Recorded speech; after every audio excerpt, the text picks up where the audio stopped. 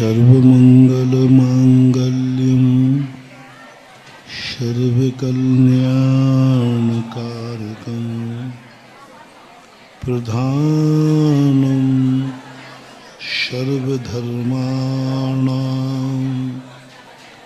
जैनं जयतु शासनम्।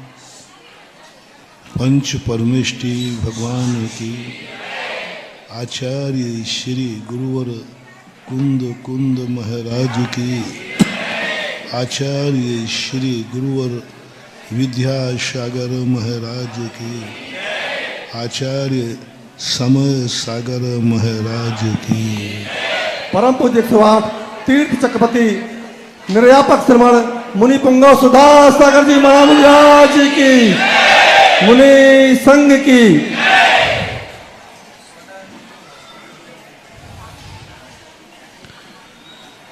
अपना दैनिक प्रवचन चल रहा है कि हम अपने अतीत में किए हुए पुण्य और पाप से अपनी जिंदगी न चलाएं।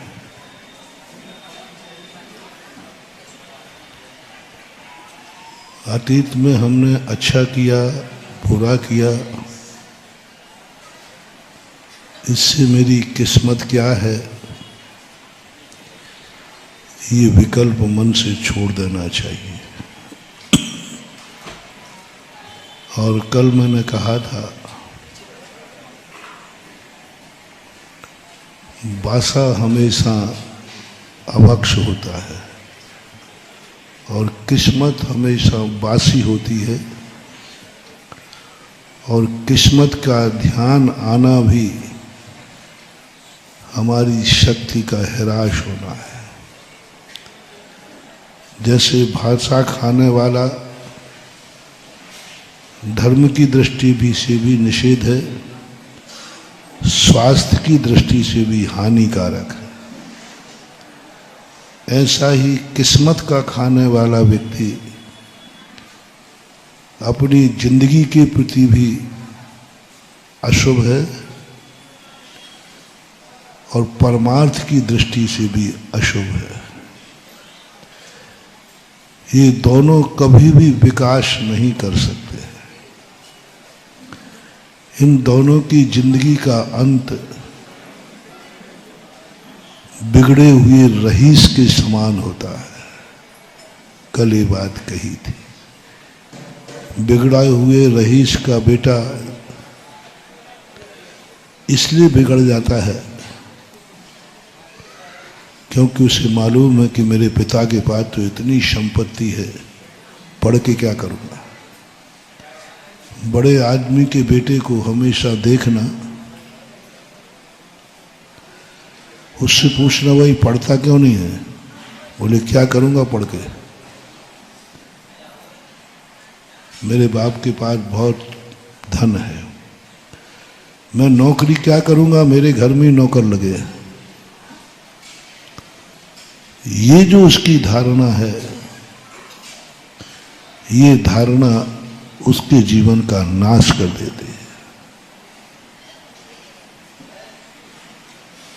तो ये जो वसीयत वाली बासी रोटी है, एक तो किस्मत में क्या लिखा है ये जानने का प्रयास नहीं करना। जितने ये किस्मत बताने वाले होते हैं ना, जितने ज्योतिषाचार्य सबकी जिंदगी बताते हैं और स्वयं फुटपाथ पर बैठ के 11-11 रुपया लेते हैं।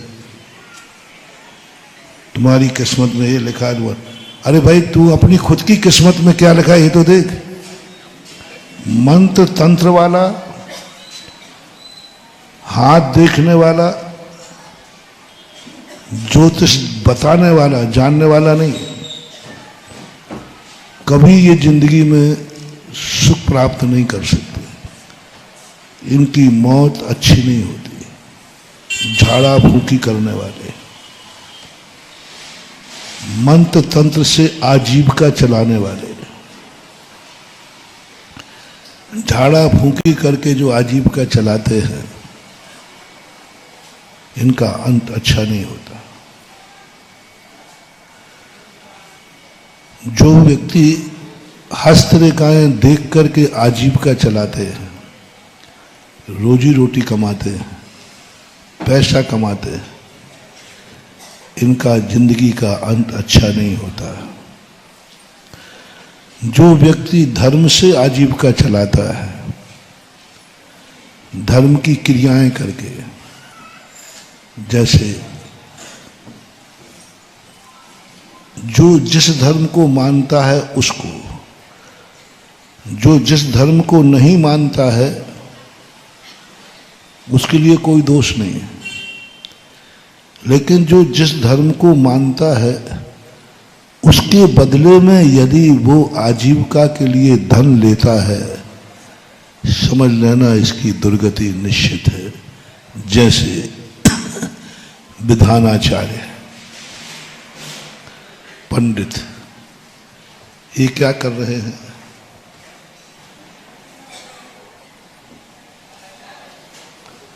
तबला बजाने वाला नहीं, तबला बजाने वाले को कोई दोष नहीं है, क्योंकि वो इस धर्म को मानता ही। जैसे आपने ये नारियल चढ़ाया है, अर्घ चढ़ाया है, आप नहीं खा सकते, लेकिन जो इस धर्म को नहीं मानता है, भगवान को नहीं मानता है, गुरु को नहीं मानता है, वो माली तो खाता है कि नहीं? उसको कोई दोष नहीं, उसको कोई दोष नहीं है, क्योंकि वो इसको मानता ही नहीं है। पशु है, माली है, अजैन है, नौकर है। लेकिन तुम भगवान को मानते हो, यदि तुम उठाकर खाते हो तो, मैंने बहुत सरल उदाहरण दिया है जिससे समझ में आ जाए। तुम यदि अपना उठाया हुआ नारियल फोड़ के खाओ, तुम अपना लाडू चढ़ा के खाओ, XYZ, तो आप जनता से शेयर करना चाहता हूं, जब माली खा सकता है तो तुम क्यों नहीं? आप तर्क करो।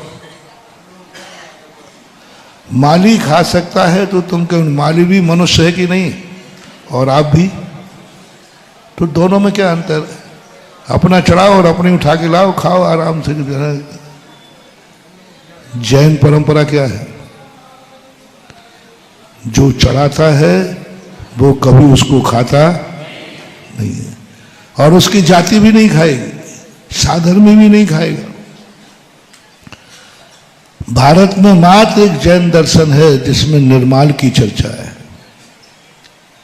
बहुत दर्शन चढ़ाने वाले दुनिया के अंदर कहीं निर्माल नहीं होता, चढ़ाने के बाद प्रसाद होता है, लेकिन जैनी में चढ़ाने वाले के लिए वह चढ़ा हुआ द्रव्य निर्माल, इतना निर्माल कि हाथ लग जाए तो हाथ धोते हैं, अपवित्र हो जाता है स्वयं के लिए, लेकिन कोई ना कोई तो उसको उठाता है, माली उठाता है। क्यों? इसी प्रकार सब क्षेत्र में लगाना। आप जैन हैं, जैन धर्म को मानते हैं, आप पूजा मानते हैं, विधान मानते हैं, और उसके माध्यम से यदि आपकी आजीविका चल रही है तो आपका भी निर्माल का दोष बराबर आएगा, क्योंकि आपने आजीविका का साधन बना लिया, क्योंकि आप जैन हैं। विधान को आजीविका का साधन बना लिया। विधान कराने के बाद पंडित का सम्मान करना, 1 किलो सोने से करो ना, कितने से? 1 किलो। लेकिन पंडित आजीविका नहीं बना सकता। वो उन पंडितों की कह रहे हैं जिन्होंने आजीविका बना ली, मांगते हैं हम आएंगे, हमें तुम्हें इतना रुपया देना पड़ेगा। भेंट करना अलग चीज है। देव शास्त्र गुरु से इनको आजीविका का साधन बनाना मानने वाले को, ये बहुत बड़ा दोष कहलाता है, बहुत बड़ा दोष। चाहे वो प्रवचन हो, चाहे वो पूजा पाठ विधान हो, चाहे प्रतिष्ठाएं हो, चाहे स्वाध्याय हो, चाहे मंदिर का कोई भी कार्य हो, मात्र जैनी के लिए कह रहा हूं, उनके लिए ऐसा ही दोष है। एक किसी अजैन नाई ने तुम्हारे पिता की सेवा की, उसके बदले में उसने पैसा लिया कि साहब हम 100 रुपया लेंगे, काहे के पहले। तो उससे एक बेटा देख रहा था, उसने कहा पापा ने पैर दबाए 100 रुपया दिए। तो बोला पापा मैं पैर दबाऊंगा, 100 रुपया मुझे भी दो। बेटा यदि पिता से बदले में, पैर दबाने के बदले में मजदूरी के 100 रुपया लेता है, तो उस बेटे का क्या हाल होगा? किससे ले रहा है? नाई ने लिए कि नहीं? नाई ने 100 रुपया लिए, कोई निंदा? बेटे ने 100 रुपया लिए, किससे? फिर कल बाप से लिए, कल महाराज से भी ले लेना। अरे बाप और महाराज में क्या, धीरे धीरे आदत बिगड़ेगी। महाराज जी पैर तो दबाएंगे पहले क्योंकि पैर दबाने के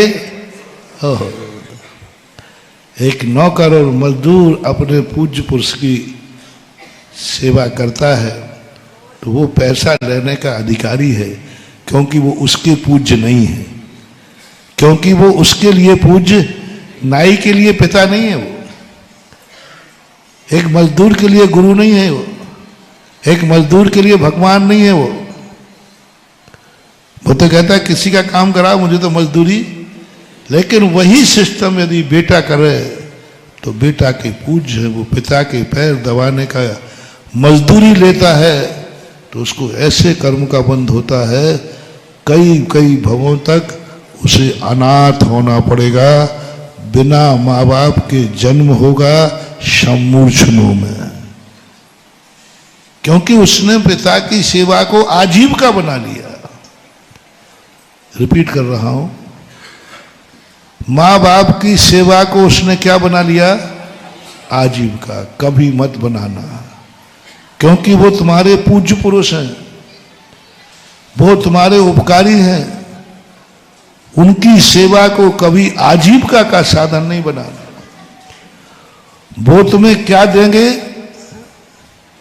बहुत थोड़ा सूक्ष्म विषय है, कहीं बार सब गलत नहीं चल जाए, और चल जाए तो चल जाए। मैं बाहर सब को जानते ही नहीं। बाहर सब वालों का काम ही है गंदी चीज छापना और अच्छी चीज छुपाना, और बाहर सब वाले चलाने वाले गलत नहीं है, ये पढ़ने वाले बहुत मूर्ख हैं। मूर्ख कौन है? इसलिए मैं तो मूर्ख हूं नहीं, इसलिए पढ़ते ही नहीं हूं। बहुत सारे लोग कहते हैं मैं पढ़ते ही नहीं हूं। आप लोगों से मेरा कहना, जितने बार से मैं सब बहुत गंदे लोग निकालते, 100 में से 1 बार सब अच्छी नियत से, लेकिन 99 तो गलत नियत से निकालते। मत इन पर विश्वास करो, गलत नियत से वो निकालते हैं, क्योंकि उनकी नीति यही होती है। इसलिए, और मेरे प्रवचनों में भी कटिंग करके वार्षिक चलते हैं। यदि वार्षिक की कटिंग सुनोगे तुम्हें बहुत बुरा लगेगा, और पूरा प्रवचन सुनोगे तो रो पड़ोगे। साधु की जिंदगी को बाहर से देखोगे, साधु की जिंदगी को बाहर से देखोगे, गम ही गम नजर आएंगे। जरा अंदर तो झांको, सरगम लहराएंगे। अंदर की चेतना देखना, क्या पर्पस था, साधु को ऐसा क्यों बोलना पड़ा। पिता का हाथ आशीर्वाद के लिए होता है, लेकिन आज थप्पड़ के लिए कैसे उठ गया। पिता का हाथ किसके लिए होता है, आज थप्पड़ के लिए कैसे उठ गया। किसी पिता की नीति में नहीं लिखा कि पिता का हाथ थप्पड़ के लिए होता है। लेकिन आज तो उठ गया। महानुभाव, बहुत बड़ी बात है मोटिवेशन। अपनी जिंदगी में दुश्मन के हाथ से पिट जाना, मरना पड़े तो मर जाना, दुश्मन के हाथ से पिट जाना, कोई घबराना नहीं। तुम गलत आदमी हो ये कोई जरूरी नहीं है, क्योंकि किसने पीटा है? नीति बता रहा हूं, सोमदेव की नीति है, नीति वाक्यामृत में। दुश्मन तुम्हारी आलोचना कर रहा है। सज्जनों को कहा गया, जब कोई व्यक्ति किसी की आलोचना कर रहा हो, कोई किसी को मार रहा हो, कोई किसी की बुराई कर रहा हो, तो आप इस बातों को सुनने के बाद इतना सा पूछना, जो कर रहा है ये कौन है? इसका जो कर रहा है वो उसका कौन है? यदि वो कहे कि ये तो इनका पीढ़ी दर पीढ़ी दुश्मन है, तो वो कितनी भी बुराई करे, वो कहे मैंने आंखों से देखा है, तो सोमदेव नीति वाक्यार्थ में कहते हैं उसको सत्य नहीं मानना, क्योंकि वो निंदा कौन कर रहा है? दुश्मन कर रहा है। दूसरी नीति सुनना, ये निंदा कौन कर रहा है, ये कौन पीट रहा है? बोले इसके परम हितैषी पिताश्री पीट रहे। पिता निंदा कर रहा है, पिता पीट रहा है, निश्चित समझना कि इनके पापों का घड़ा भर चुका है, क्योंकि पिता हाथ कब उठाता है?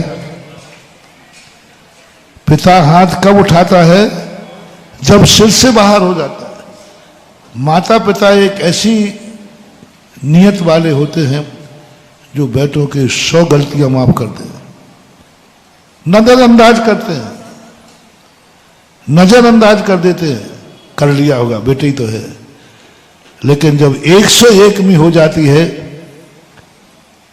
तब पिता की आंखें लाल होती है, गुस्सा निकलता है और थप्पड़ भी एक नहीं। और इसी प्रकार गुरु तो उससे और आगे है। गुरु तो इतना है कि 1000 गलतियां नजरअंदाज करता है। बाप ने कितनी की थी? और साधु 1000 तक सोचते ही नहीं, संसारी प्राणी है, कर लेता है गलती। देखो इसने ये गलती कर ली, देखो ये आपका भगत हो के महाराज इसने कल गुटखा खा लिया था, खा लिया कोई बात नहीं। किस लिए कोई बात कह दी? महाराज जी आपका भगत है और आपके आगे पीछे कल इसने गुटखा खा लिया, तो हमने गुटखा नहीं सुना। अच्छा कल ही खाया था ना, कोई बात नहीं, खा लिया। दोस्त यार मिल गए होंगे, भाव बिगड़ गया होगा, शादी को बिल्कुल भी विकल्प नहीं आएगा,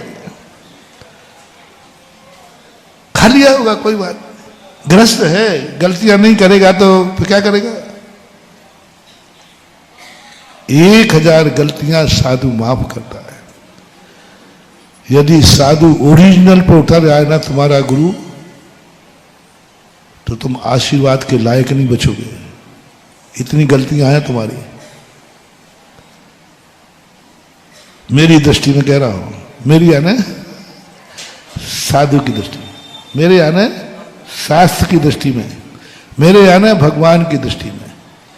बोलो सुबह से शाम तक शास्त्र के अनुसार देखा जाए तुम्हें तो कितनी गलतियां हैं? बहुत। लेकिन हम लोग नजरअंदाज करते हैं, कोई बात नहीं, ग्रस्त है, गलतियां होती हैं, करते रहते हैं, हो गई होगी गलती। लेकिन जब महानुभाव 1000 से ऊपर गलती हो जाए, तब साधु की आंख की बिरकुटी देख रहे हो मेरी? दुश्मन पे नहीं उठा रहा हूं बिल्कुल। दुश्मन तो 1 लाख गलती करे, यहां तक गलती करे कि वो साधु के प्राण भी ले लेवे। समझो रे समझो, साधु के प्राण भी ले ले वे और साधु को ये पता चल जाए कि ये दुश्मन है तो मर जाएगा, लेकिन भिरकुटी नहीं चढ़ाएगा, शांत। लेकिन 1000 के ऊपर गलती किसने की है? समझ रहे ना? भक्त ने की है, शिष्य ने की है। अब गुरु की भिरकुटी चढ़ेगी। तुमने 1000 से ऊपर गलतियां कर डाली और 1000 और मल्टी करो, 1000 गुणित 1000, 1,00,000 गलती पर महाराज तुम्हारे गुरु वचन से मारेंगे, जा तेरा कल्याण नहीं हो सकता, दुष्ट कहीं का, मूर्ख कहीं का, मूढ़, उज्ज्वल। हम साधुओं की भी गालियां देते हैं तुम लोगों को। अधिकतम गाली क्या है? मूर्ख, इडियट। जा तेरा कल्याण कभी हो, कुंद कुंद भगवान की गाली है। हिंदती अनंत संसारम, उसने कहा मैंने जो कहा है इस पर भी तू नहीं सुधरता है तो अंत की गाली है, जा हिंदती अनंत संसारम, तेरा कल्याण कभी। साधु के मुख से यह बात निकलना शिष्य के लिए फांसी से भी, जा तेरा कल्याण। और जब 1,00,000 गुणित 1,00,000 जब हो जाए तब साधु गुरु थप्पड़ भी मार सकता है। 1,00,000 गुणित 1,00,000 कितना हुआ? लगा लेना। और जितना आवे उतने में और गुणा करना, मल्टी करना, तब गुरु लात उठा सकता है।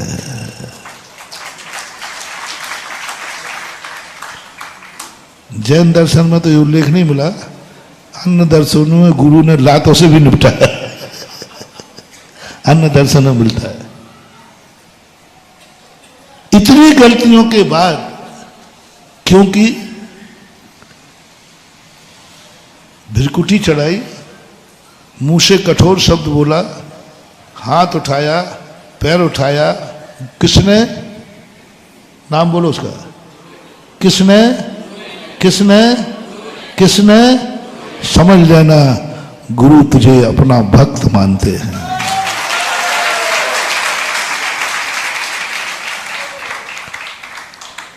गुरु अपना भक्त मानते हैं। नीति देखना, कभी यदि कल तुम्हारा वो रूल याद है ना, पिताजी ने गुरुजी को क्या भेंट की थी?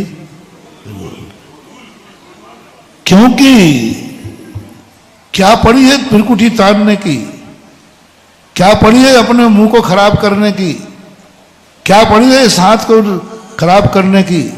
ये हाथ तो करुणा से भरा हुआ है। वही वाली बात, मैंने अपनी आंखों में करुणा भरी थी। ये आंखें कभी किसी के ऊपर तिरछी निगाह से चढ़े नहीं। साधु का ये संकल्प होता है।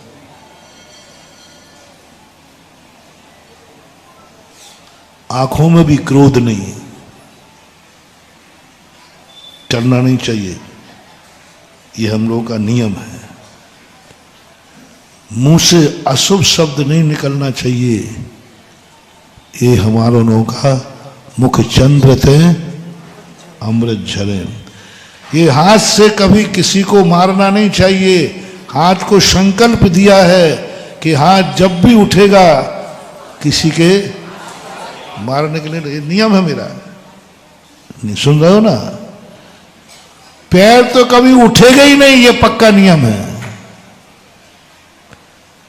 फिर भी गुरु ने ये नियम तोड़ दिया। सावधान, फिर भी गुरु ने नियम तोड़ दिया। गंधारी का नियम था, कुछ भी करो, मैं पट्टी नहीं खोलूंगी। कितने मौके आए देखने के, भगवान को भी देखना मना कर दिया। वैष्णव दर्शन में आया कि एक बार स्वयं भगवान अवतरित होकर कहा, तो लोगों ने कहा गंधारी भगवान खुद दर्शन देने आए हैं। भगवान दर्शन कर लो। बोले मैं भगवान का दर्शन छोड़ सकती हूं लेकिन पट्टी नहीं खोलूंगा क्योंकि मेरा नियम है। मैंने संकल्प किया है कि मैं पट्टी नहीं खोलूंगी। देवता आए, भगवान आए, सबने प्रयास किया लेकिन गंधारी ने सबको नकार दिया। नियम से बड़ा भगवान नहीं होता है।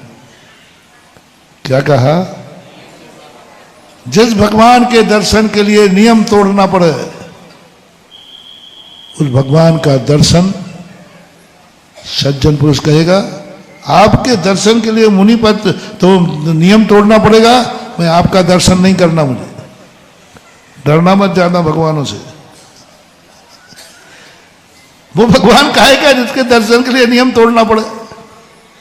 मेरे साथ भी हुआ एक बार। सन 1994 में जब राजस्थान पहुंचा तो सांगानेर के भूगर्भ में से भगवान को निकालने की चर्चा आई, तो मुझे डरा दिया हुआ, बहुत भयंकर डरा दिया। मैं कभी डरा नहीं लेकिन उस दिन डर गया। बोले महाराज जी नीचे जाने का भाव ही मत करना, ऐसा ऐसा होता है। आचार्य महाराज ही नीचे जा सकते हैं और आप आचार्य तो हो नहीं। और एक बार एक छुल्लकनी ने जिद की थी तो उनके अंधे हो गए थे। आप सोच लो, मुनिव्रत भी आप क्या जा सकता है। यदि आप अंधे हो गए तो मुनिव्रत, फिर अंधा तो मुनिव्रत पालेगा नहीं। मुनिव्रत दाव पे लगाना है कि आपको भगवान के दर्शन करना है और कराना है। तो मुझे भी ताव आ गया। मैंने कि भगवान बैठे रहो वही, मुझे नहीं करना तुम्हारा दर्शन। आपके दर्शन से भी ज्यादा महत्वपूर्ण मेरा मुनि पद है। आपके दर्शन से मुझे क्या उपाधि मिलेगी? इतने के भगवान के भक्त थे, देखो नियम तोड़ दिया, मुनि पद छोड़ दिया भगवान के लिए, यही प्रशंसा होगी ना। लेकिन यदि मैंने मुनि पद नहीं छोड़ा तो मैं खुद भगवान बन जाऊंगा। बोलो भैया, मैंने गलत कहा हो? दो चांस मिल रहा है, एक भक्त बनने का और एक भगवान बनने का। कौन सा लेना चाहिए? ठीक है, अपनी तो अपनी पटरी बैठ गई। एक मुनि पद छोड़ते हो तो भक्त की उपाधि मिलेगी, और मुनि पद पार ले हो तो मैंने कह दिया, मैंने कि भगवान नहीं करना दर्शन। मैं अपने मुनि पद को दाव पर नहीं लगाऊंगा। मैं ये रिस्क नहीं ले सकता। जहां मेरा मुनि पद दाव पर लग जाए, सब कुछ दाव पर लगा दूंगा, मुनि पद नहीं लगाऊंगा। मैं आदिनाथ भगवान के गढ़वाला में जाके बैठ गया और खूब जम के सुनाई भगवान को। काहे के भगवान हो, दर्शन देने के लिए मुनि पद दाव पर लगवाते हो। कौन करेगा दर्शन तुम्हारे? करेंगे वे हरा खैरा लोग। मुनि पद जिसके लिए साक्षात रत्नत्र सम्यक दर्शन ज्ञान चारित्राणी मोक्ष मार्गा, भगवान का दर्शन मोक्ष मार्ग नहीं लिखा। और वो रत्नत्रय में दाव पे लगाऊं? भगवान मुझे नहीं करना है। अब बड़े आदमी क्या है, जब कोई छोटा बड़बड़ा आवे ना तो बड़े लोगों का नेचर है तो वो शांत बैठ जाते चुपचाप कि इसको थोड़ा उबाल। 2-3 मिनट बाद में शांत हो गया। भगवान की तरफ देखा तो वे मुस्कुरा रहे थे। नहीं भगवान, मेरी बातों का कोई असर नहीं हुआ तुम्हारे ऊपर। क्या बात, क्या भगवान ने कहा। बेटा किसने कह दिया कि मेरे दर्शन के लिए मुनि पद पे दाव पे लग जाएगा। मैंने वो आपका अध्यक्ष कह रहा है मंदिर का, वो कमेटी वाला बैठा वो कह रहा है, छोड़ो उसकी बातों में क्यों आते हो। तो मैंने क्यों करूं, मंदिर तो उसी का है, वही संभाल रहा है। क्या तुझे विश्वास है कि तेरा भगवान अपने दर्शन देने के लिए मुनि पद का बलिदान करा देगा। मैंने कही नहीं। क्या तेरा भगवान तेरा कभी अहित कर सकता है। मैंने कही नहीं। तो फिर तूने कैसे विश्वास कर लिया कि मेरे दर्शन के लिए मुनि पद होना पड़ेगा। जिस मुनि पद का मैंने ही उपदेश दिया, मेरे दर्शन से लोग मुनि पद ग्रहण करते हैं, सारा जगत जानता है मेरे न चाहे कछु और ईस, रत्न त्रय निधि दीजे। भगवान से तो यही प्रार्थना करते, भगवान मुझे कुछ नहीं चाहिए, रत्नत्रय चाहिए, दीजिए ऋषि। वो मांग रहा है और तुम कह रहे हो कि ये। मैंने कही नहीं लगेगा दाव पर, कुछ नहीं है, उनकी बात में मत आओ, जाओ। बस फिर तो मेरी दम बन गई। गया नीचे। वहां नीचे जाने के बाद मुझे इतना अच्छा लगा कि मैं बैठ गया और शंभु स्तोत्र पढ़ने लगा। इधर जो पिछले आचार्यों ने निकाला था उस समय के अनुसार हम बाहर नहीं निकले, तो लोगों ने कहा गए बाबा जी। रोना धोना चालू, नमोकार मन चालू। अब कमेटी में ये चर्चा हो गई, महाराज तो गए, उनको उठाने कौन जाएगा। ये यथार्थ घटना है। धन कुमार पांड्या जी थे, उन्होंने कहा वो तो चलेगा, लेकिन उनको उठाने कौन जाएगा। जो जाएगा वो जाएगा, पर उनको उठाने कौन जाएगा।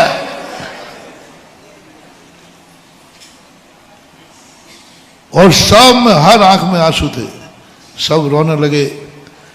उधर जैसे कोई मरने लग जाता है ना, मरते समय, तो आप लोग नमोकार मन चालू कर देते हो, नमोकार मन भी चालू हो गया।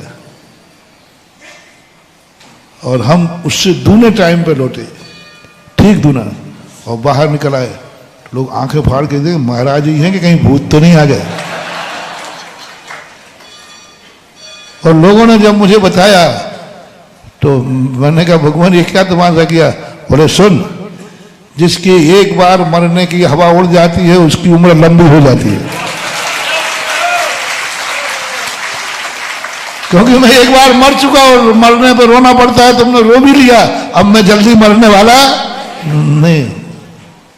कहने का भाव ये है कि दर्शन का जो रूप होता है, हमें कोई चीज खोना नहीं है, पाना है। जिसको मैंने पाया, कभी धर्म की दृष्टि से वो खोई नहीं जाती, पाई जाती है। प्राप्त करना है हमें, उस चीज के लिए हमारे ग्रहण नहीं कर सकते हम कोई भी वस्तु। आप लोगों से मेरा कहना है, पूज्य पुरुष जितने हैं, वो मारने की बात कह रहा था। ये सदा गंधारी ने कहा भगवान मैं तेरे दर्शन नहीं करूंगी, नियम से बड़ा नहीं है आप, प्राण जाए पर। ऐसी गंधारी ने जो भगवान के दर्शन से भी नियम नहीं तोड़ा, उसने पुत्र के अनुराग के कारण नियम तोड़ने को तैयार हो गई। परसों का उदाहरण है, एक अनुराग, बेटे से अनुराग। महानुभाव ये उदाहरण कहां दे रहा हूं। जिस मुनिराज ने नियम लिया कि मैं भ्रिकुटी नहीं चढ़ाऊंगा, मैं मुंह से गलत शब्द, कठोर शब्द नहीं बोलूंगा, मैं हाथ को कभी थप्पड़ में, पैर उठाने का तो यदि बेगुरु महाराज तुम पे कभी भ्रिकुटी उठा दे, समझ लेना चाहिए तुम्हारे प्रति गंधारी की ममता जाग गई है। इनको तुम्हारे उद्धार के लिए नियम तोड़ने को तैयार है, नियम तोड़ने को तैयार है। भ्रिकुटी चढ़ा ली, नियम क्या था मैं कभी भिरकुटी किसके सामने? दुश्मन के सामने। तुम दुश्मन होते तो महाराज भिरकुटी नहीं चढ़ाते। एक आध बार कर लेना दुश्मन बनकर, एक आध बार कर लेना, गले में सांप डाल के देख लेना और कह देना कौन डाल रहा है, कौन डाल रहा है ये और बता देना। दुश्मन डाल रहा है ये बोल देना। क्या बोल देना? मैं तुम्हारा दुश्मन, तुम्हें शांति से नहीं देखना चाहता हूं और मैं तुम्हारे गले में सांप डालता हूं। थोड़ा महाराजा का चेहरा देखना, क्या मुस्कुराता मिलेगा, क्या शांत मुद्रा मिलेगी। ऐसे लगेंगे जैसे तुमने फूलों का हार पहना दिया, जैसे तुम्हारे लिए सम्मान होता है ना, वो तो कैसा लगता है, तुम्हारा चेहरा खिल जाता है। ऐसे ही सांप पहनाओगे तो महाराज का चेहरा खिल जाएगा, क्योंकि ये दुश्मन ने पहनाया है। शर्त समझना, बहुत बड़ा मोटिवेशन दे रहा हूं। दुश्मन ने सांप भी गले में डाले तो भी महाराज की भिरकुटी नहीं चढ़ा सकता। लेकिन भक्त बन के करना, भक्त बन के थोड़ा करके देखना, करो तो सही, देखो तो सही। हिम्मत हो किसी भक्त की, ऐसी भिरकुटी चढ़ाऊंगा कि ध्यान रखना हो। भक्त के ऊपर मैं शेयर करना चाहूंगा आपसे। दो लड़कों ने शराब पी और दोनों शराब पी रहे थे मान लीजिए, और उसमें एक आपका बेटा था, एक कोई दूसरा बेटा था। आप दोनों को शराब पीते देखकर आपको किस पे गुस्सा आएगा?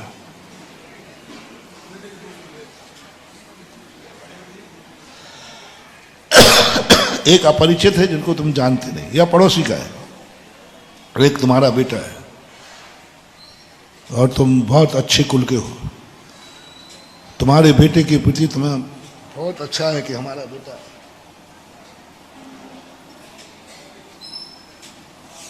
कुल की इज्जत कमाएगा, शान कमाएगा, ये सब अच्छे बेटे के प्रति सबके भावना होती है, और वो भी शराब पी रहा है। मैं पिताओं से पूछना चाहता हूं, आप इन दोनों में से देख करके गुस्सा किस पे आएगा? थोड़ा जोर से बोलो। थप्पड़ किस पे उठेगा? तुम तो लात उठा सकते हो, और पैरों में क्या पहने हो वो भी उठ सकता है कि नहीं? बोलो ना, क्यों उठा? उस पड़ोसी वाले के, वो भी तो पी रहा है। पड़ोसी वाला जो तुम्हारा कुछ नहीं वो तो पी रहा है, उसकी तरफ आपने देखा भी नहीं, पी रहा होगा। दुनिया पीती है, आज के छोले चपाटे शराब नहीं पिएंगे तो क्या पिएंगे? दूध पिएंगे? ऐसा क्या कि टाल दोगे? छोले चपाटे पीते ना तो तुम लोग ज्यादा ध्यान है, अरे आज का जमाना ही ऐसा है, सब पीते लगे।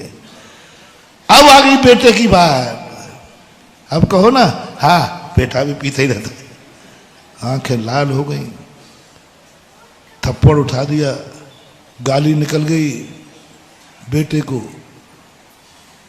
ये गाली कौन निकलवा रहा है? शराब की बेटा? बोलो। शराब निकलवा रही है तो पड़ोसी को निकालो। नहीं, ये बोली निकल रही है बाप के मुख से।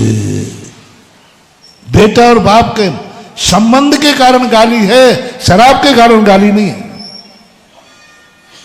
शराब के कारण गाली नहीं है, शराब के कारण होती तो उस बेटे को भी निकलना चाहिए।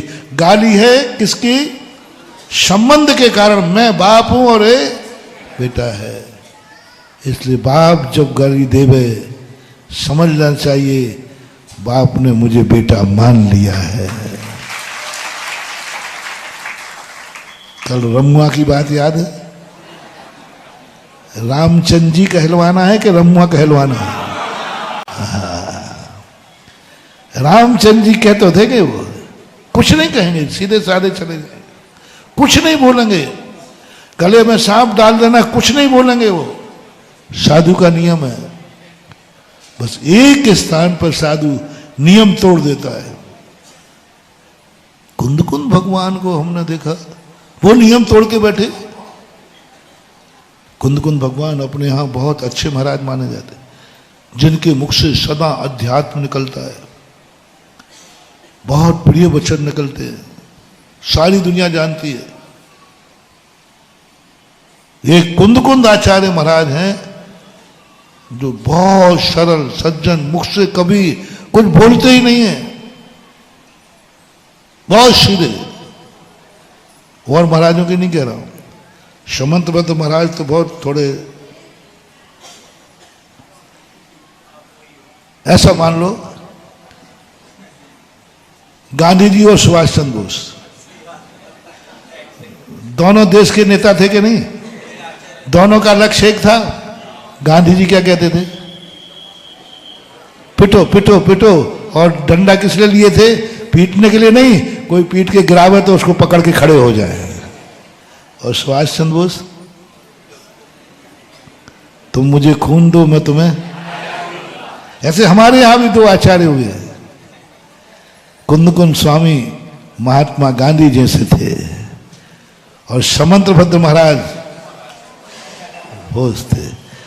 अभी भी ऐसे तो महाराज हुए हैं। समझ गए? समझ गए?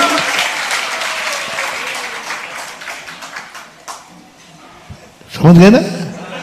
परम पूज्य गुरुदेव कुंदकुंद हमारे आचार्य विद्यासागर महाराज, वो थे गांधी जी, वो थे कुंदकुंद।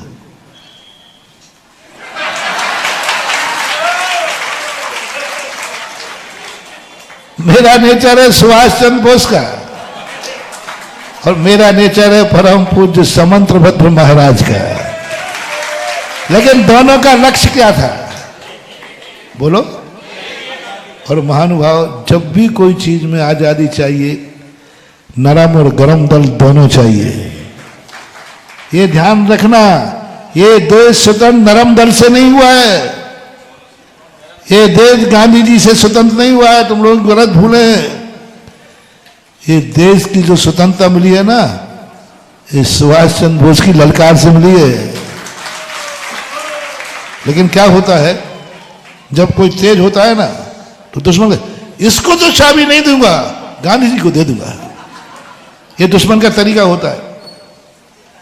और भाग रही है, फट रही किसके कारण?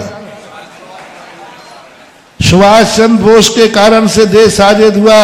गांधी जी जैसे हजार गांधी हो जाते, इन अंग्रेजों पर कोई फर्क नहीं पड़ने वाला। ये दयालु थे, ये दया करने वाले थे, ये सत्य अहिंसा मानने वाले थे। अंग्रेज 3 काल में संभव नहीं था।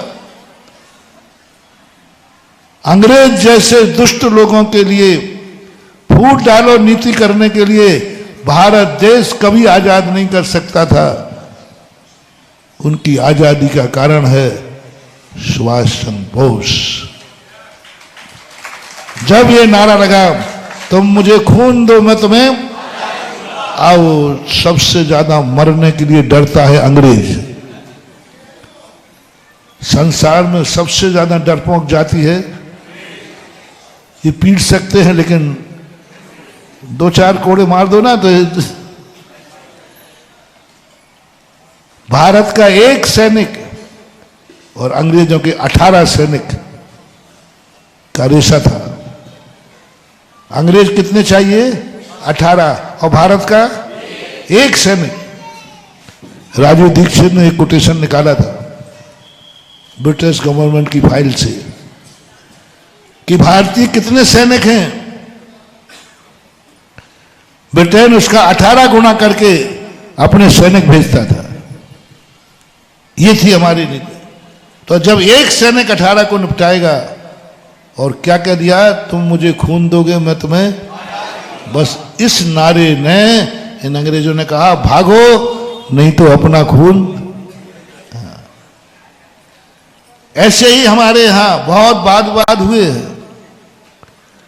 कुंदकुंद स्वामी ने एक वाद विवाद नहीं निपटा पाए, क्योंकि कुंदकुंद स्वामी सरल सज्जन थे। एक वाद हुआ था गिरनार पर, तो कुंद स्वामी तो बेचारे सीधे साधे थे, उन्हें कोई बात नहीं, लेकिन जब वो ध्यान में बैठे तो देवताओं को आके निपटाना पड़ा। और समंत्रभद्र महाराज मालूम कौन थे?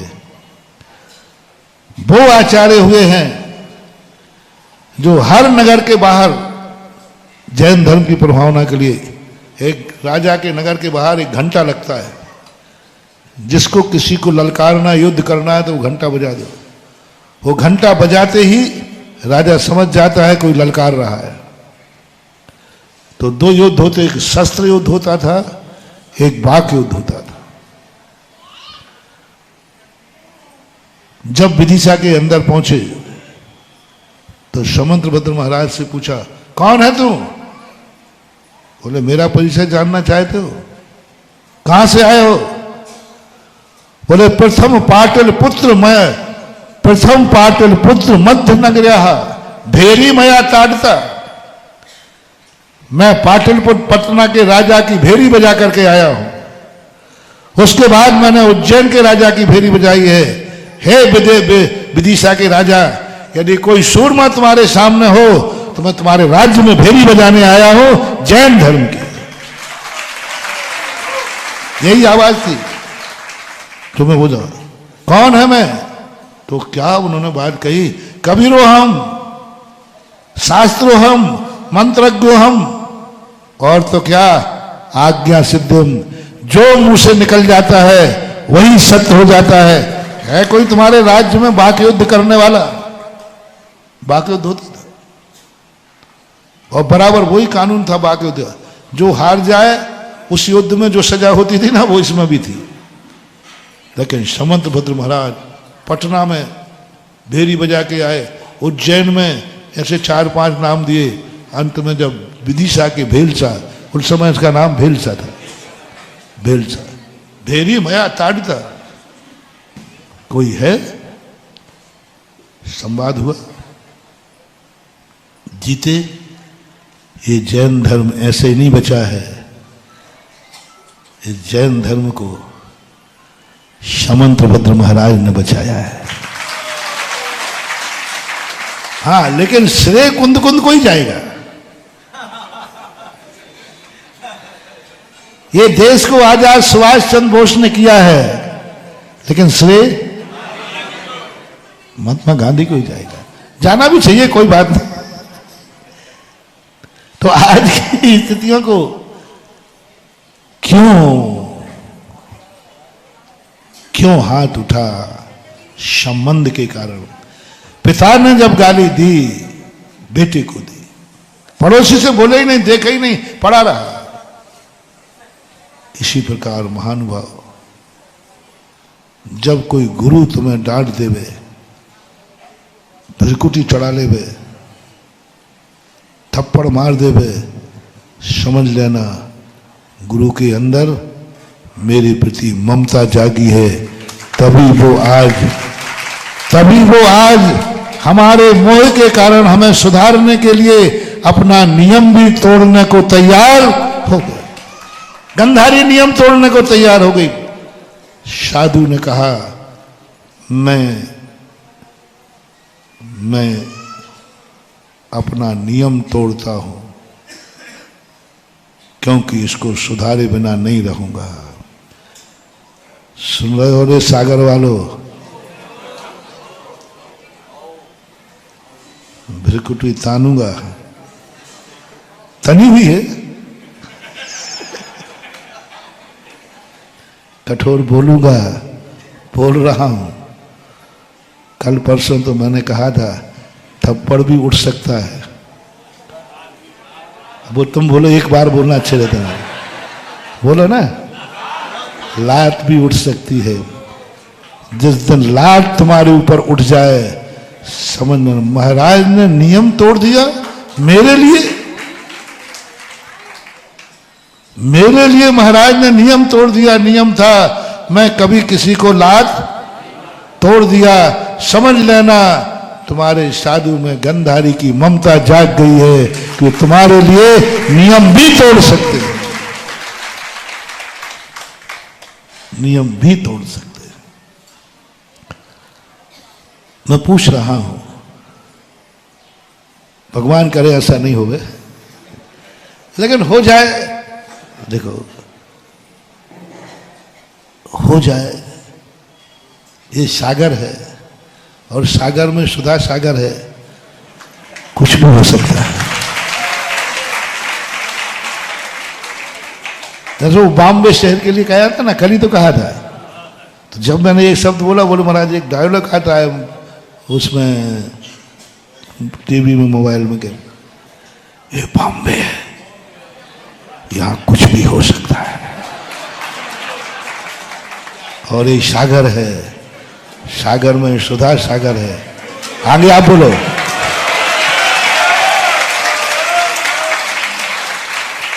घबराना नहीं, होगा नहीं, लेकिन निश्चिंत भी मत रहना, कुछ भी।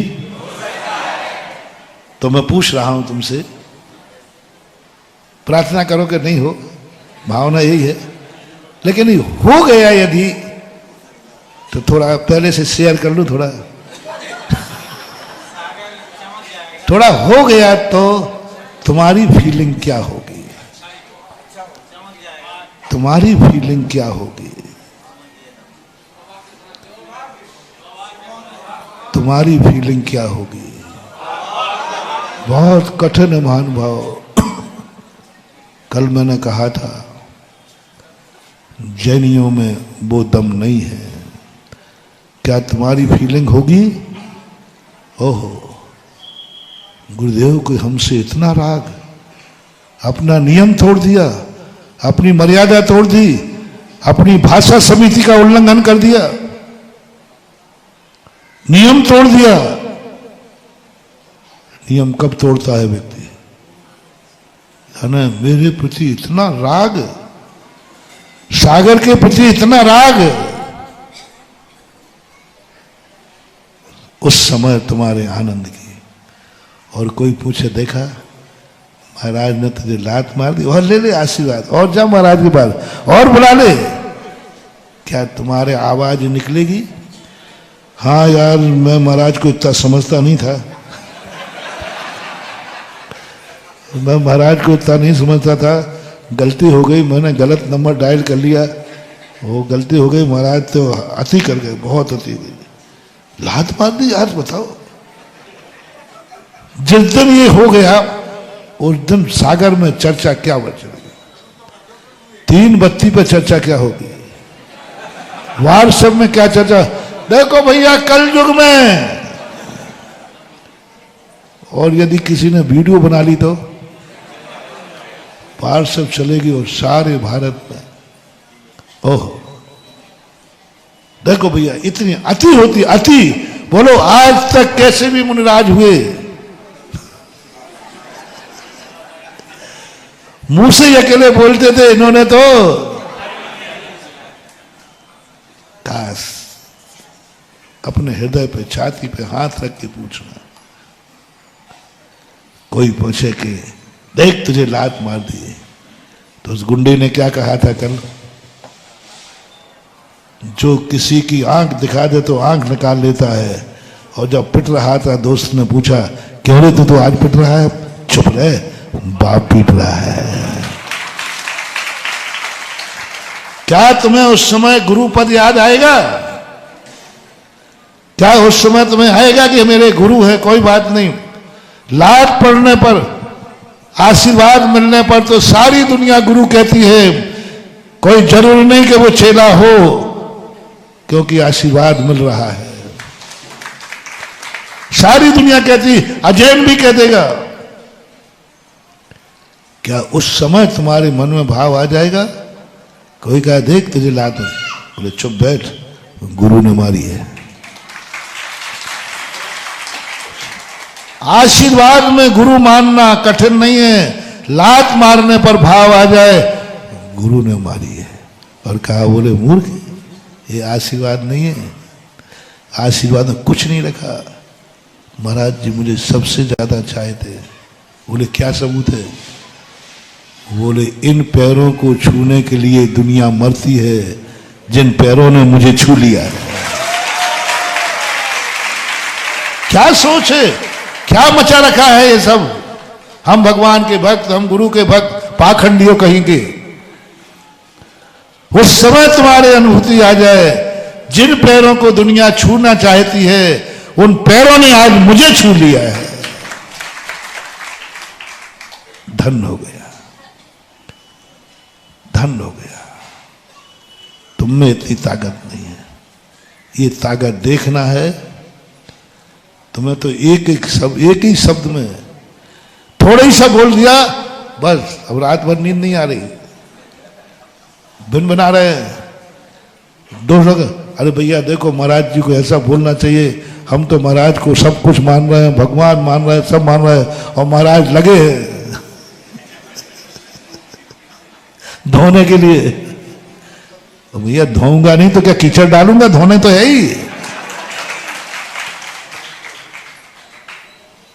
अनुभूति आ जाए। फॉर एग्जाम्पल, सिक्कों में ये देखना, शायद 1993-94 की घटना है।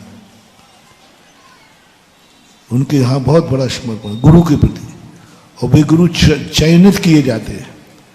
वे गुरु सामान वस्त्रधारी होते हैं। तुम्हारा गुरु बीतरागी है, बहुत आगे। इन गुरु के सामने वे गुरु भी अपने आप में मानते हैं कि जैन गुरु तो वे भी मान। उन गुरु ने किसके लिए राष्ट्रपति जेल सिंह, होम मिनिस्टर बूटा सिंह, ये नाम थे, भरी सभा में गुरु ने नाम लेके कहा, ए पापी खड़ा हो जा। और एक तख्ती पहनाई थी, फोटो आई थी, तख्ती पर मैं पापी हूं। क्या कहा? मैं पापी हूं। तो लोगों ने कहा तुमने कैसे माना मैं पापी हूं? बोले गुरु ने कहा है वही सत्य है। गुरु के मुंह से निकला है ना, आकाश के तारे जमीन पे आ सकते हैं, सूर्य चंद्रमा पश्चिम से निकल सकता है, लेकिन मेरे गुरु का निकला हुआ बात झूठा नहीं निकल सकता। गुरु ने कहा है पापी है तो मैं पापी हूं। तुरंत अपने हाथ से, जैसे गुरु ने कहा तू पापी है, तुरंत उन्होंने अपने गले में टंगी रखी और फोटो है मैं, क्योंकि गुरु से अच्छा कोई नहीं देख सकता, गुरु से अच्छा कोई नहीं देख सकता।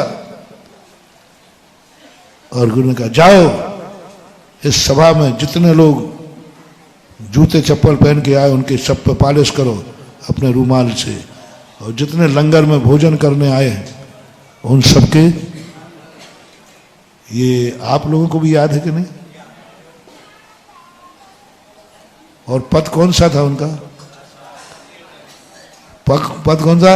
एक और हुआ है, मुख्यमंत्री था, बड़ी बड़ी डाली वाला, वर्णाला उनके साथ।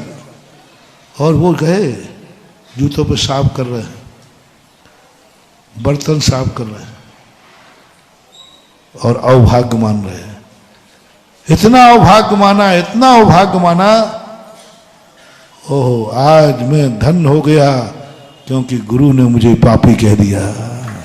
अंदर की बात है, आनंद, इतना आनंद उमड़ा उनको।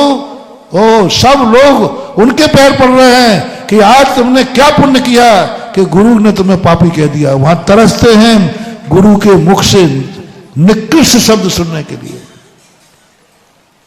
जिनको गुरु ने आशीर्वाद दिए थे वे खुश नहीं है,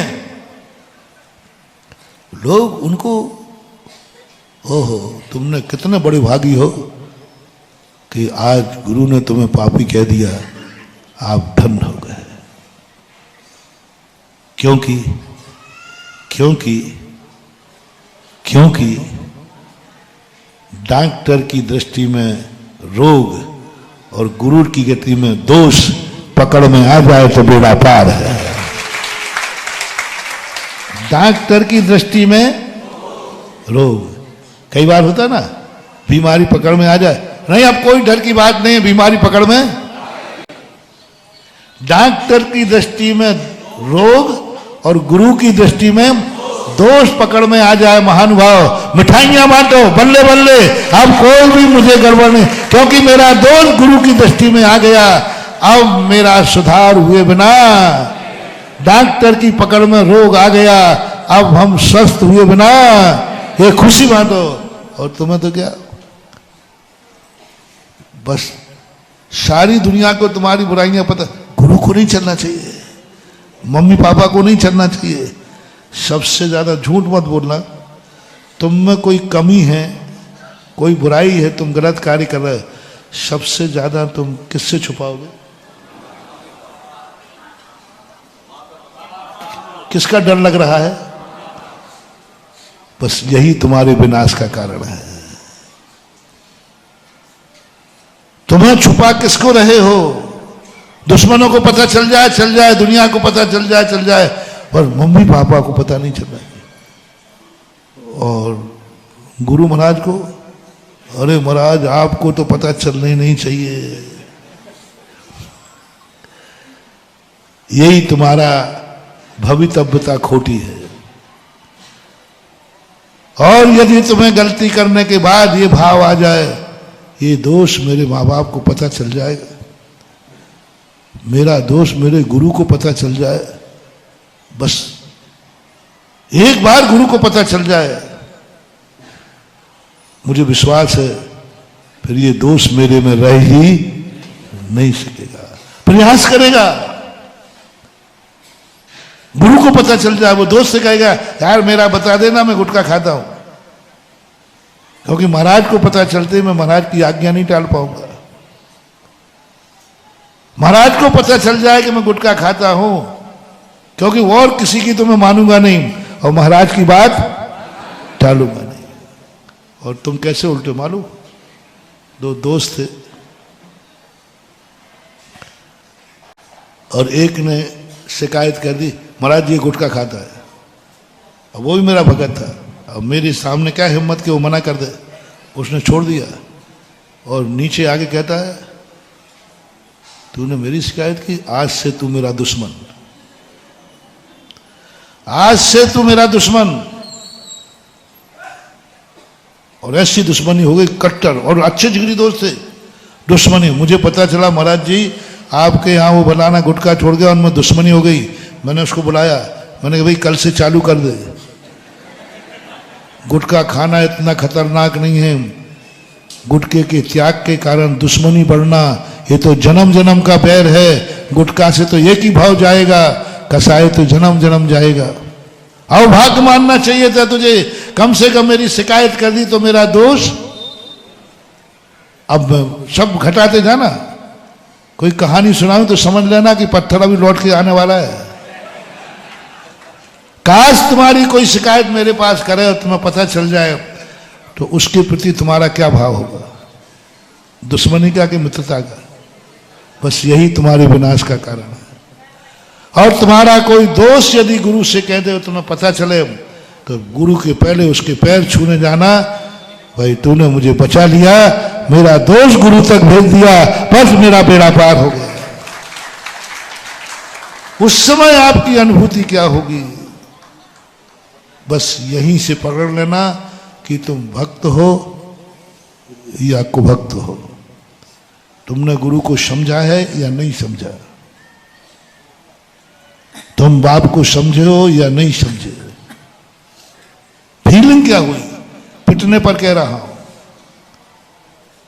आनंद की अनुभूति जो सिक्कों में है वो अपने शास्त्रों में था। सजा में और प्रायश्चित में अंतर क्या होता है? जब कोर्ट में सजा मिलती है तो सजा देने वाला सोचता है कि मुझे कम से कम सजा मिले, और बोलते समय मजिस्ट्रेट के प्रति बुरा भाव होता है, वो सजा कहलाती है। और प्रायश्चित क्या कहलाता मालूम? प्रायश्चित में सजा भोगने वाले को पकड़ा जाता है, पुलिस पकड़ के लाती है, गवाह लाती है, और प्रायश्चित लेने में वही देखना अपराध, दोनों अपराधी है। एक अपराधी वो है जिसे पुलिस पकड़ के ला रही, ढूंढ के ला रही, फरारी में था, भगोड़ा था, इनाम था, पकड़ा, हजारों लाखों रुपया खर्च किए, उस पर गवाह भी लाना पड़ा और बुरा भी लगा। वही अपराध एक भक्त से हुआ, एक शिष्य से हुआ, एक बेटा से हुआ। बेटा से, भक्त से, शिष्य, वही अपराध दी सब एक साथ। किसी को मालूम नहीं था, स्वयं अपने आप गुरु की अदालत में पहुंच गया। गुरु को खोजना नहीं पड़ा, गुरु को तो मालूम ही नहीं था, और वो अपने आप पहुंच गया, गुरुदेव मैंने अपराध किया है।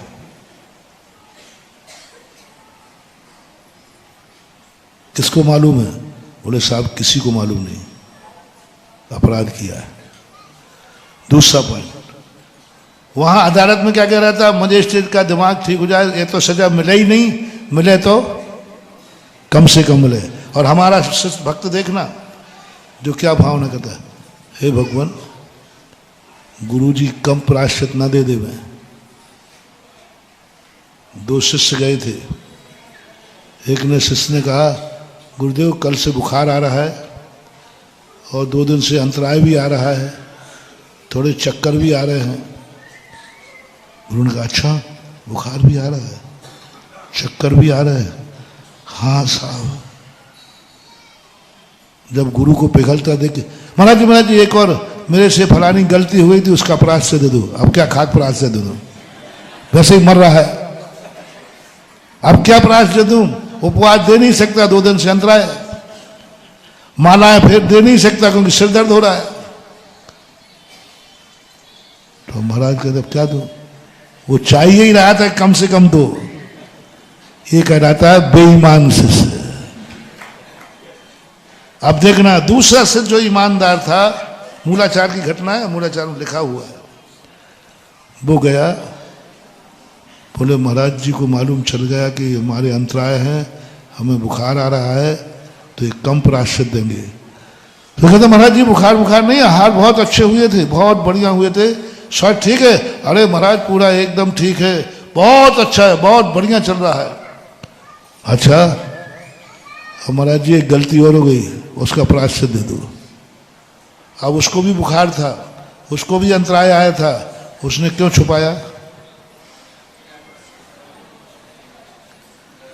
कहीं गुरु कम प्रायश्चित न दे देवे। और मेरा भाव है कि मुझे अधिक से अधिक दंड मिलना चाहिए। तीसरी बात, जैसे गुरु ने प्रायश्चित दिया, ऐसी गलती करता है तू, मुझे तेरे से उम्मीद नहीं थी, ये अपराध किया तूने, जा तेरा कल्याण नहीं हो सकता। बाहर से तो शिष्य नीची गर्दन किए, अंदर लड्डू फूट रहे, अंदर लड्डू फूट रहे, बस अब तो कल्याण निश्चित है, क्योंकि गुरु मुझे इतना चाहते हैं कि मेरे कारण से अपना मुख भी बिगाड़ने को तैयार हो गए, जा तेरा कल्याण नहीं हो सकता, चला जाए यहां से, चला जा, निकल, मुंह मत दिखाना यहां। अब शिष्य में देख रहा है चेहरे की तरफ, जा वहां धूप में जाकर के जंगल में छत पे खड़ा हो जा, धूप में 2 दिन तक उपवास कर लेना, चले यहां से।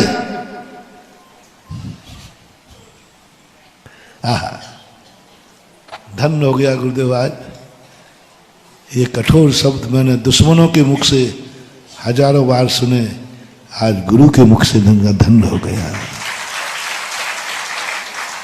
दुश्मन तो लाते पता नहीं कितने बार मारी होंगी, आज गुरु की लात खाके दुश्मन तो ना जाने कितने बार पापी, दुष्टी, माया भी कहा, पाखंडी कहा होगा, लेकिन आज गुरु के मुख से सुनकर के धन्य हो गया। और इतने आनंद भाव से जाता है, इतना आनंद भाव से, उसको इसका कोई धन्य हो गया, आनंद आ गया, और जाकर धूप में बैठकर खड़ा हो जाता है 2 दिन का उपवास लेकर, आनंद उठ रहा है। अब आगे की घटना सुनना, चमत्कार सुनना।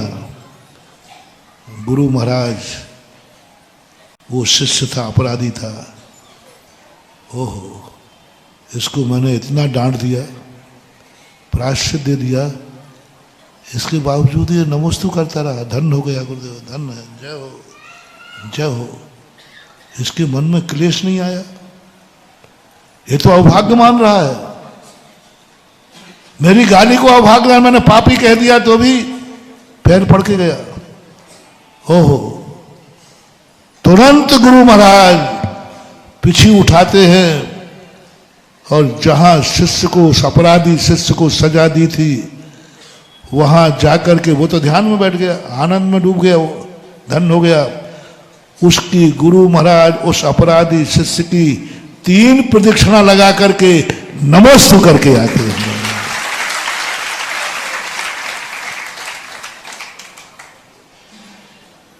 कभी महान बन करके गुरु से नमोस्तु न करा पाओ तो गुरु की डांट सुन करके नमोस्तु करा लेना है। नमोस्तु करते गुरु महाराज 3 प्रदक्षिणा देकर। ओह, धन है रे शिष्य। एक डॉक्टर जैन हुआ है विदेश में, समय हो गया, अब आज नहीं बताते।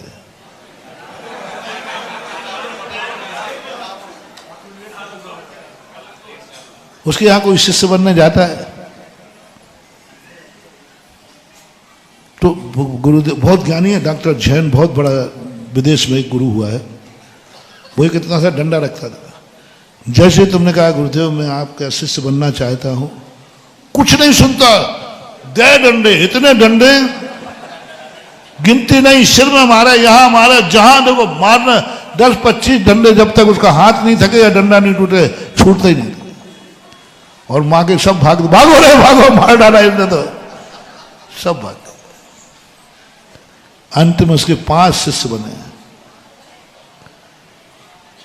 घटना सुनना, डंडे में सीधा, तुमने कहा नहीं कि मैं तुम्हें गुरु बनाना चाहता हूं और मुझे से, और वो डंडा रख करके जम के ऐसे मारता था, दुश्मन भी इतना नहीं मारेगा, जम के मार, सब भाग जाते थे। मार कौन खाए? 5 शिष्य बने। कौन बने? वो डंडा मारता गया, शिष्य झुकता गया। अभाग्य गुरुदेव, धन हो गया, धन हो गया। सारी दुनिया दुश्मनों से पिटती है, मैं गुरु से पिट रहा हूं, धन हो गया। और जब वो गुरु थक गया और उसके हाथ पैर में खूब चोट आ गई और चेहरे पर मुस्कान थे, गुरु महाराज आज आपने धन्य कर दिया मुझे, ओहो धन्य कर दिया मुझे। वह जैन उस शिष्य को उठा के गले लगाता और उसकी पूरी बैयावृत्ति करता, पैर दबाता, उसको सेक करता और कहता है मैं ऐसे शिष्य को पाकर धन्य हो गया। 5 शिष्य बनाए उसके, जिंदगी में 5 ही शिष्य बनवाए। ये सब कहानी मैं किस लिए सुना रहा हूं?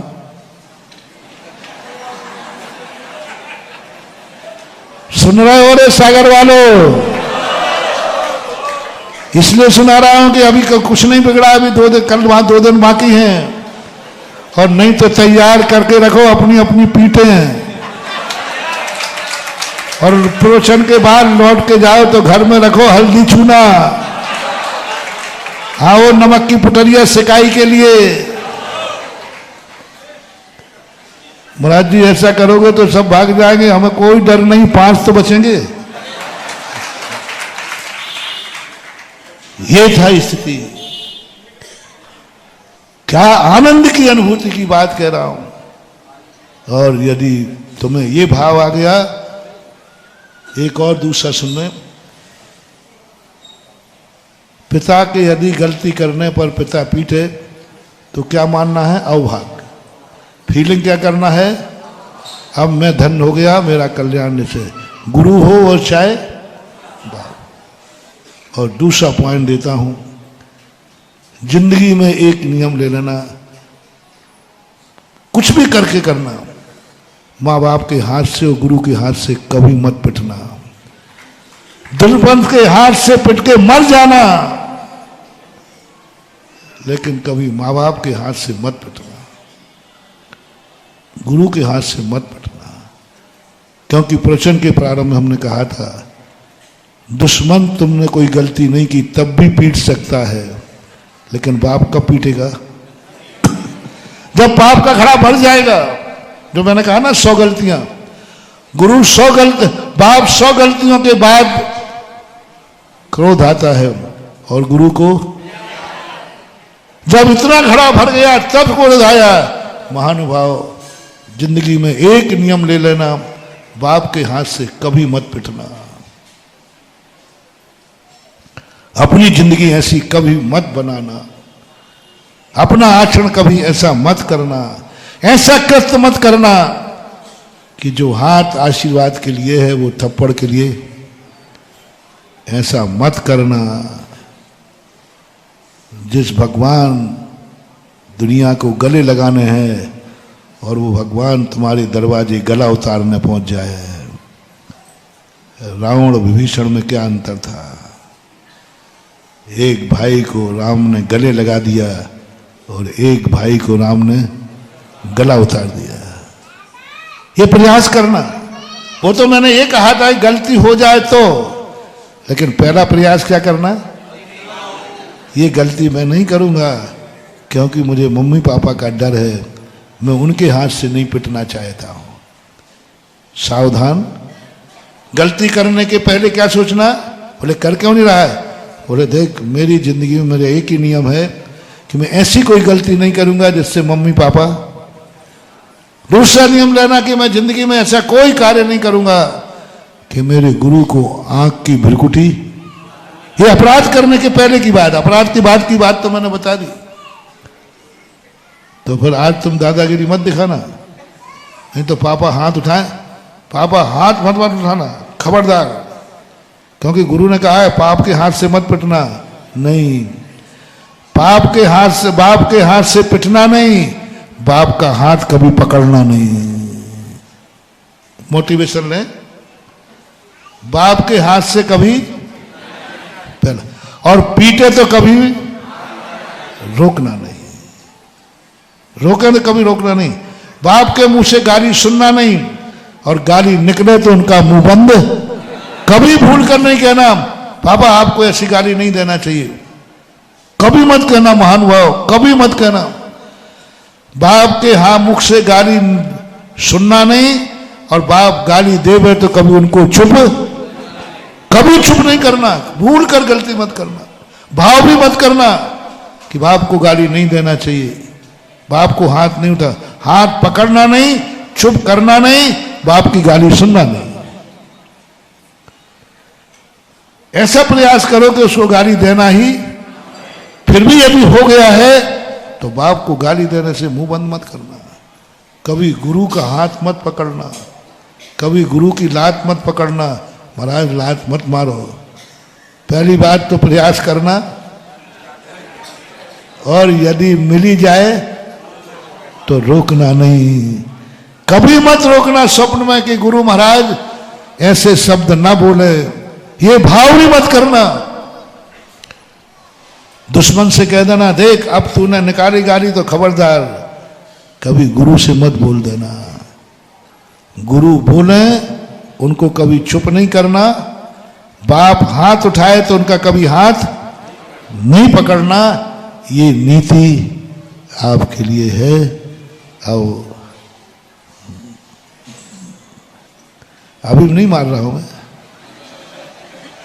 अभी 2 दिन बाकी है, अभी बीन बजाना चालू किया नहीं है। अभी तो मैं तुम्हें तैयार कर रहा हूं। सोचो कभी ऐसा हो तो। कल की बात रिपीट करो। सभा में खड़े होके कहा, खड़ा हो जा रे पापी, तो क्या अपने गले में तख्ती डांग करके यहां से घर जाओगे पैदल? यहां से तुम्हें खड़े होके कहा, नाम लेके खड़ा हो जा रे पापी, फिर अब तुम्हें क्या करना है? मैं पापी और तख्ती डाल के कहां से जाना है? कहां से भेजो? बड़े बाजार के यहाँ, राम पियाऊ के यहाँ, श्याम भंडार के यहाँ से, पारस टाकी से होकर के कोतवाली से 3 बत्ती से कटरा, और कटरा के बाद जहां जाना है वहां चले जाना है। आनंद ले रे आनंद। ये शास्त्र में लिखी हुई बातें तुमने नहीं पढ़ी होंगी। यही तो हमें सब कुछ मिल रहा है। हमें बाप मिला, हमें गुरु मिला, हमें धर्म मिला, लेकिन हम उसको समझ नहीं पाए। महावीर भगवान श्री सुधास सागर जी महाराज की, आचार्य गुरु ज्ञान सागर जी महाराज की, आचार्य गुरु श्री विद्यासागर जी महाराज की। 2 मिनट का महानुभाव समय है। कल का जो भव्य जुलूस कटरा से प्रारंभ होगा, वह कटरा से प्रारंभ होते हुए विजय टॉकीज रास्ते से होते हुए राहतगढ़ बस स्टैंड, हमारा जो भाग्योदय ओवरब्रिज है, वहां से होते हुए भाग्योदय की ओर प्रस्थान करेगा। हमारा आप सबसे निवेदन है कि एक भजन जो आता है कि राम आएंगे तो हम ना सजाऊंगे। हमारे राम, हमारे मुनि श्री लियापक सुधास सागर जी महाराज 40 वर्ष बाद लगभग सागर नगर में चातुर्मास कर रहे हैं। तो आपकी भावनाएं क्या होनी चाहिए?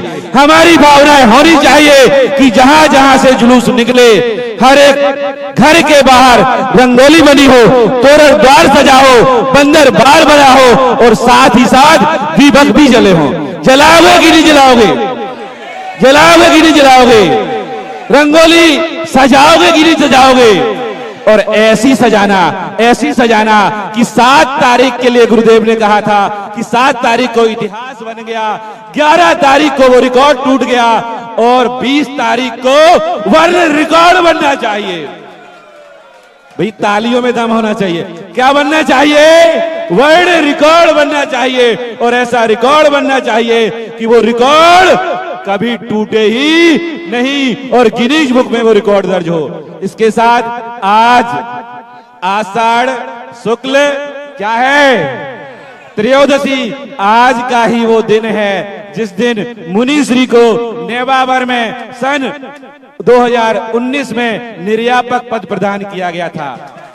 मुनि श्री ने तो सब कुछ करने के लिए मना किया है। देखो, गुरु तो मना करते ही हैं, लेकिन हम कौन हैं? भक्त हैं। और भक्त में भी क्या है? बालक। क्या है? और बाल हट तो हमारी रहेगी ही रहेगी, क्योंकि प्रसिद्ध है हम सभी लोग सायंकाल घर से एक एक सुंदर सुंदर दीपक सजा करके लाएंगे। ऐसे नहीं सामान्य सा मिट्टी का दीपक नहीं, सजा करके लाएंगे। और कम से कम 1008 दीपकों से यहाँ पर शाम को जिज्ञासा समाधान के बाद हम सब बालकों की यह अभिलाषा है कि हम गुरुदेव की पूज्य श्री की महाआरती करें। है भैया अभिलाषा की नहीं? बोलो जयकारा गुरुदेव का। भावों की निर्मल सरिता में अवगाहन करने आया हूँ, मेरा सारा दुख दर्द हरो। हे तपो मूर्ति हे आराधक,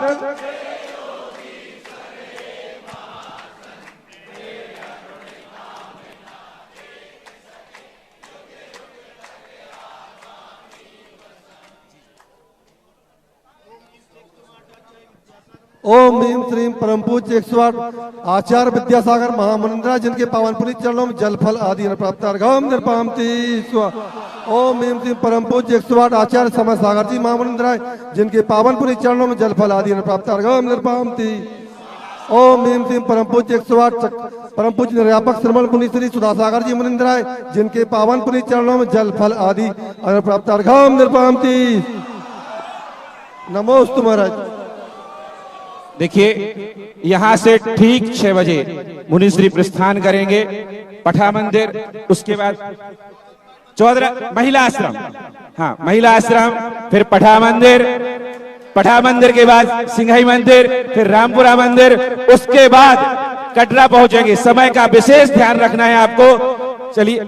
हे सुधा सागर दयालु, हमको जीवन दानी दो।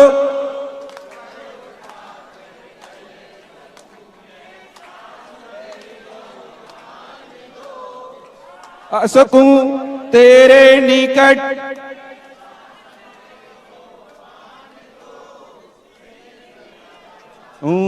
भवोदधि यह मुझे वरदान दो। हे सुधा सागर नाम ही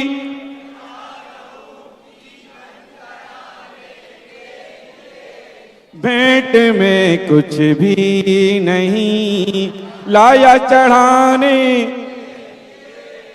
हे सुधा सा ओम निर्यापक श्रवण प्राप्त तथो अवसरे निर्यापक श्रवण मुनिपुंगव श्री सुधा सागर मुनिंद्राय अनर्घ्य पद प्राप्ते और ज्ञान निरुपामिति। बोलिए निर्यापक श्रवण मुनिपुंगव श्री सुधा सागर जी महाराज की। महानुभाव, समय का विशेष ध्यान रखिएगा। कल सुबह ठीक 6 बजे हम सभी को ऐसा इतिहास बनाना है, ऐसा इतिहास बनाना है कि वो वर्ल्ड रिकॉर्ड बनना चाहिए। सभी लोग मुनिश्री के लिए रास्ता दें। कोई भी रास्ते में चरण वंदना ना करे, पैर ना छुए। मुनिश्री को निकलने का रास्ता दें। और कोई भी जो 16 के वस्त्रों में है उनको ना छुए। आज सायंकालीन जिज्ञासा समाधान का कार्यक्रम इसी वर्णी भवन मोराजी प्रांगण में रखा गया है। सभी से